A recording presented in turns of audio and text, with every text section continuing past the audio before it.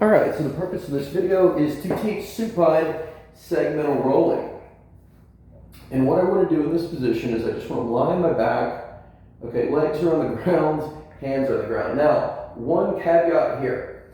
If you find that there's an arch under your lower back, okay, I want you to kind of get a towel or get maybe a ball of a shirt or something and put it under your lower back so we can kind of bring the floor up to you. So when I put my hands under my lower back here, there should be no arch. You should feel sort of your back accommodating the ground. And again, I'm just going to let myself be very relaxed in this position.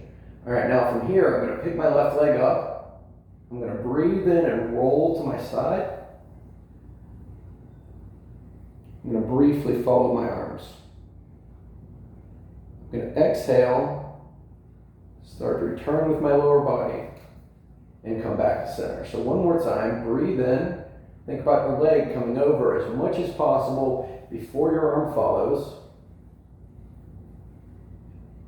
And then just exhale and return. All right, we're going to go for specified sets and reps on each side, but just think about we're trying to move from one place, the lower body first, followed by the upper body, as opposed to everything moving together.